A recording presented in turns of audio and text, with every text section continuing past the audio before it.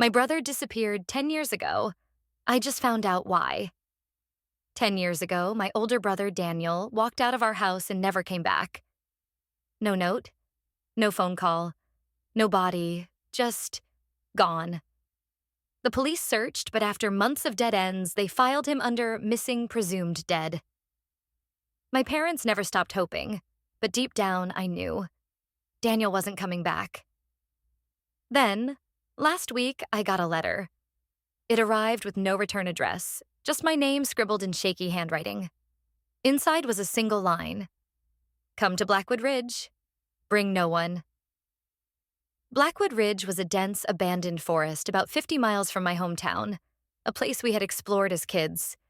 Daniel always said it had secrets. He loved ghost stories and urban legends, but even he used to say, "Some places don't want to be found." I told myself it was a prank, a cruel joke, but something in my gut told me otherwise. So last night, I packed a flashlight, a knife, and a fully charged phone, then drove to Blackwood Ridge. The forest was silent. Too silent.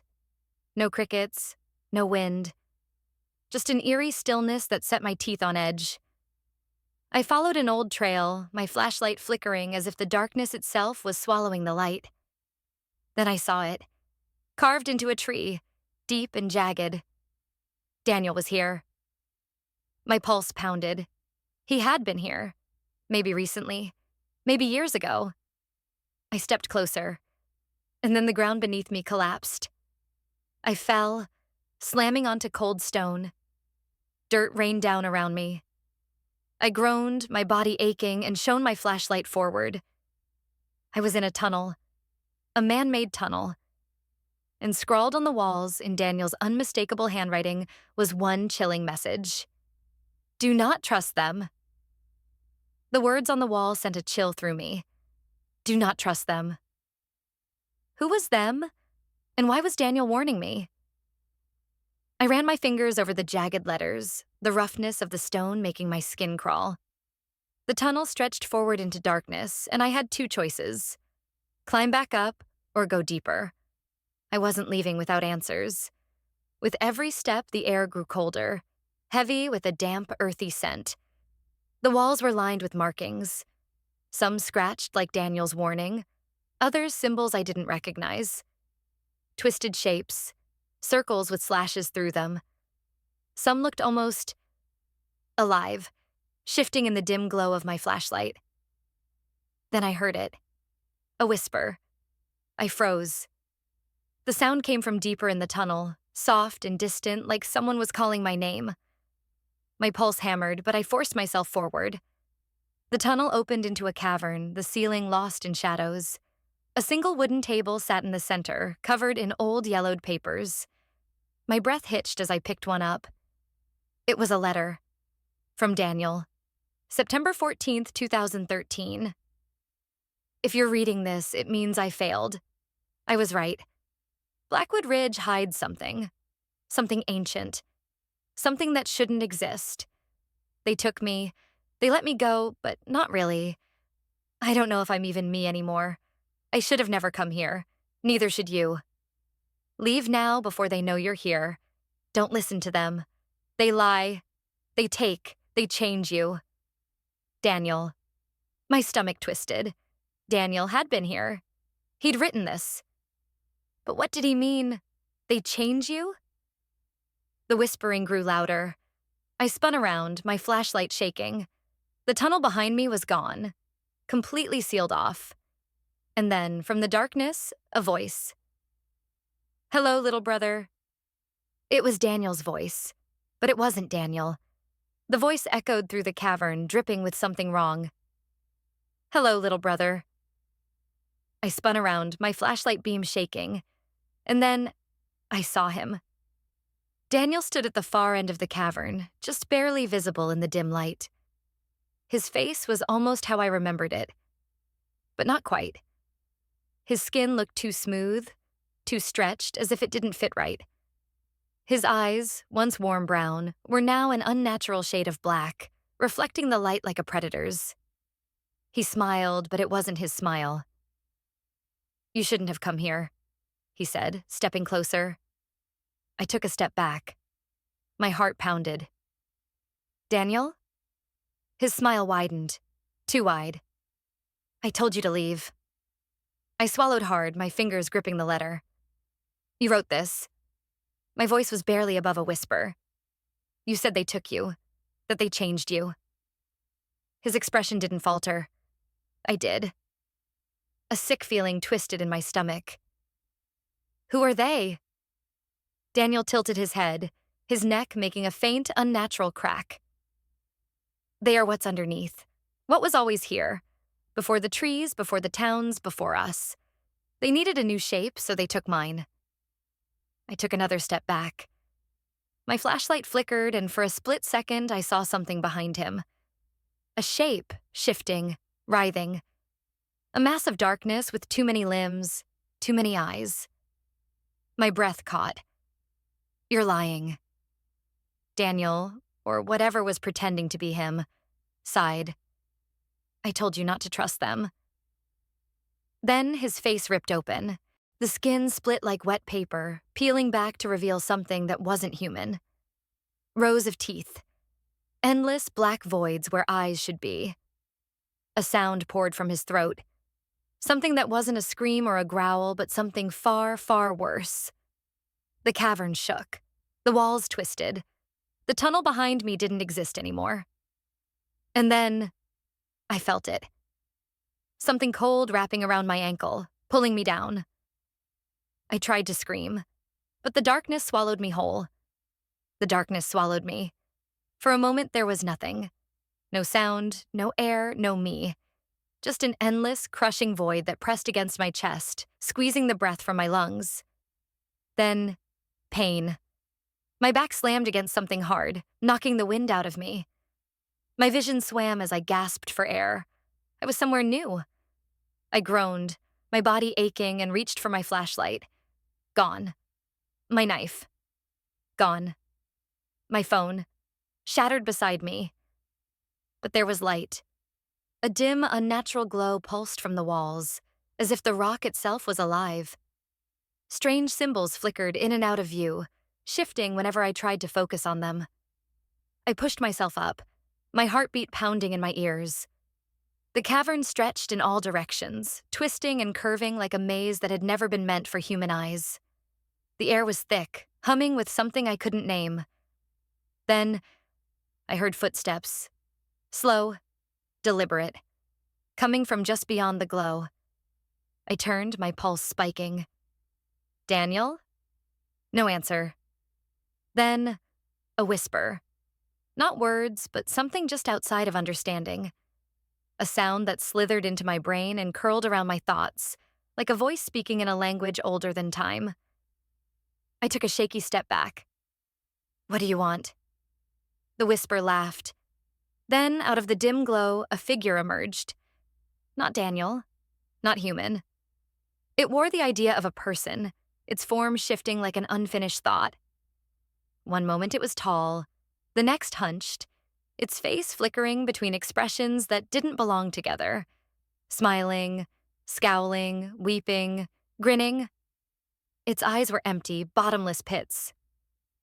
You do not belong here, it said. But the voice didn't come from its mouth. It came from everywhere.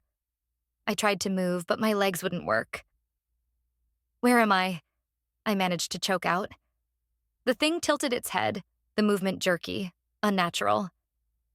Between. My breath hitched. Between what?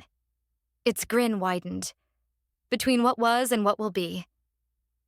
I didn't understand, but I didn't need to. I just needed to run. With everything I had, I forced my legs to move and sprinted down the twisting cavern. The whispers rose behind me, growing louder, sharper, hungry. The walls pulsed like they were breathing, the symbols shifting faster now, bleeding into each other. The ground shook. Something was coming. Something worse. And then I saw it. A door. An actual wooden door standing in the middle of the cavern, ancient and wrong, like it had no business existing here. I didn't question it. I ran for it. But just as I reached for the handle, a hand clamped around my wrist. A human hand. I turned, and Daniel was there. But this time, it was really him. His eyes were wild, his face pale, but it was him.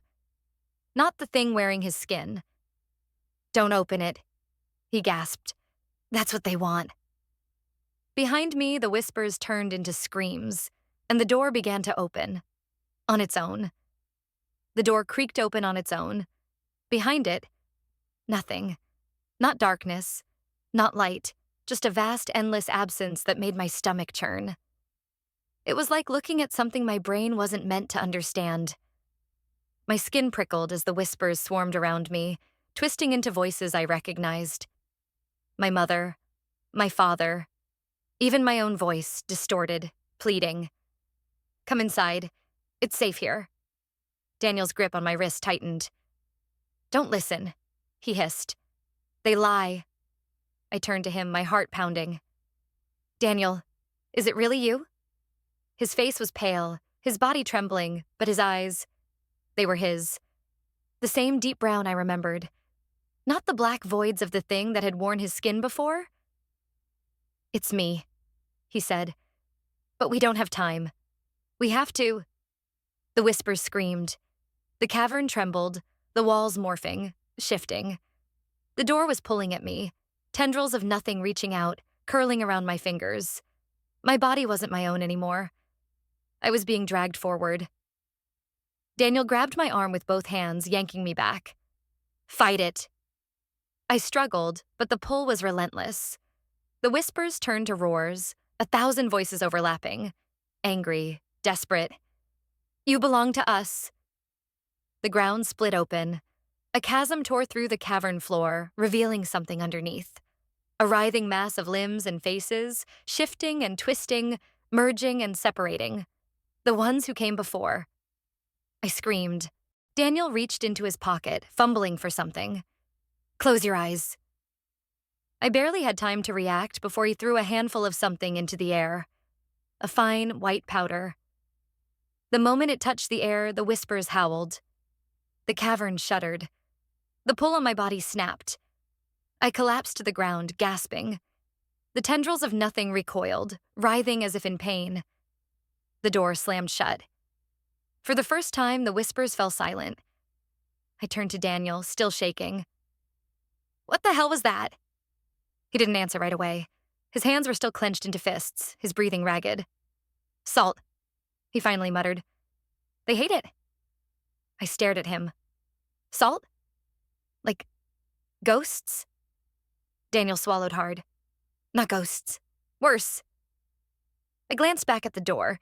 It was still there, humming with something unnatural. "We have to get out of here," I said. Daniel nodded, but his face was grim. "It's not that simple." My stomach dropped. "Why?" He exhaled sharply, looking down at his hands. "Because I've been down here too long."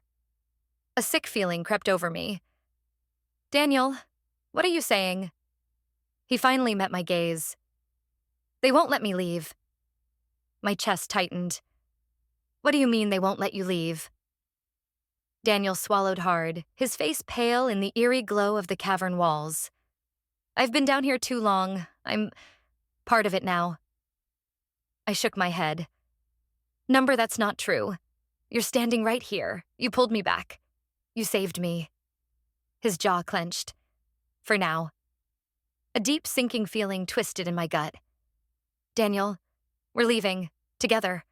I didn't come this far just to—" The whispers returned, soft at first, murmuring, twisting, growing louder. Daniel stiffened. "They know we're trying to leave." The ground trembled beneath us. The cavern walls pulsed, the symbols flickering faster, shifting like they were watching. Then a voice. Not a whisper, not a scream, but a voice that ripped through reality. "He stays!" The cavern lurched. The chasm behind us split wider, and from its depths they began to rise. Figures, shadowy, twisted. Their bodies flickered, half-formed, as if they had never been meant to exist in this world. Their faces? Wrong. Mouths stretched too wide. Eyes in the wrong places. hands that melted into nothingness. They reached for Daniel. He cried out, stumbling back as one of them grabbed his wrist. His skin turned gray where they touched him, spreading like decay. I lunged. With everything I had, I grabbed Daniel's arm and pulled. The figures screeched as my fingers burned against their shifting forms. My vision swam. Something was pulling at me too, but I held on. Daniel collapsed into me, gasping. The gray on his skin faded, but not completely. It left veins of black running up his arm like something was still inside him.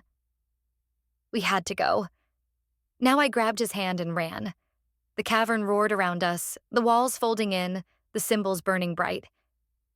The air turned heavy, like something massive was trying to push through, to drag us back. I didn't stop. I didn't look back. Then, a light. A sliver of something ahead. Faint, but real. A way out. Daniel stumbled beside me, barely keeping up. "It's closing," he gasped. I ran faster, my lungs burning. The figures behind us shrieked, their limbs stretching, reaching so close. And then, we jumped. For a split second, the world bent. The cavern, the door, the whispers, all gone. And then I was falling into blinding sunlight. I hit the ground hard. Dirt, grass, cold air, the scent of pine and damp earth. I gasped, my body aching, my lungs burning as I rolled onto my back. Above me, the sky. A real sky. Faint traces of morning light peeked through the trees. I was back. For the first time in what felt like forever, I could breathe. Then I heard a groan beside me. "Daniel." I scrambled to him. He was on his hands and knees, shaking, his skin pale. The black veins from where the things had grabbed him were still there, pulsing faintly like something was still inside him. I gripped his shoulders. We made it. His breath came in ragged gasps. No, we didn't. A chill crept down my spine. What? Daniel looked up at me, and for the first time I saw it. His shadow. It was wrong. It stretched out behind him in the wrong direction, shifting unnaturally, like it wasn't attached to the same world we were in. Then, it moved. On its own. A shape flickered through it. Tall, thin, watching. I staggered back. Daniel. His expression twisted in pain, his fingers digging into the dirt. "I told you," he whispered. "I've been down there too long." The shadows twisted. The morning light dimmed. The trees around us bent inward, like something unseen was pressing against reality, trying to force its way through. A whisper brushed against my ear. "You should not have taken him." Daniel shuddered violently, gripping his head. "They're still here," he gasped. "They're still inside me." Panic surged through me. No, we made it out. We're home." But deep down, I knew the truth. And it wasn't going to let Daniel go. Daniel shuddered, his hands gripping his head like he was trying to hold himself together. His breathing was ragged, his fingers digging into the dirt. His shadow, the thing that wasn't really his anymore, twisted. It stretched and bent, its shape flickering between something human and something else. Something watching. Something waiting. Panic surged through me. "Daniel, you're here. You're real. You're you." His head snapped up. His eyes were wide, wild. I don't know if that's true anymore. The wind died. The trees stood still, unnaturally frozen. The morning light dimmed as if the world itself was holding its breath. Then, the whispering returned. It wasn't coming from around us. It was coming from Daniel. I watched in horror as his lips barely moved, but the voices poured out, overlapping, inhuman, ancient. Some begged, some laughed, some screamed. "You brought him back, but he is not yours to take. He belongs to us now. Let him go, or we will take you too." I refused. I grabbed his shoulders, shaking him. "Fight it, Daniel. You're not theirs. You're my brother, and you're coming home with me." His body convulsed. His shadow flickered wildly, stretching toward me. My skin burned where it touched me, a freezing, searing pain all at once. I ignored it. I held on. Then, I saw something. Around his neck, barely visible beneath his torn shirt, was the necklace he always wore. A small silver locket. Mom's locket. I grabbed it and yanked it forward. Daniel, this is real. This is yours. Not them. You are not theirs. For a moment, everything stopped. The whispers cut off. Daniel gasped.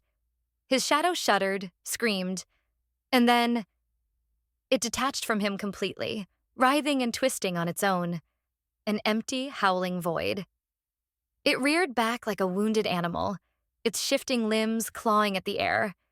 Then it collapsed in on itself, vanishing into nothing. The world snapped back. The trees swayed again. The wind returned. The sunlight peeked through the branches like it had never left. Daniel collapsed into me, his breathing heavy, his skin warm. Human. The black veins on his arms were gone. I held on to him, my own chest rising and falling in ragged breaths. "We're okay," I whispered. "We're okay." He didn't say anything for a long time. Then, finally, he spoke. "They let me go," he murmured.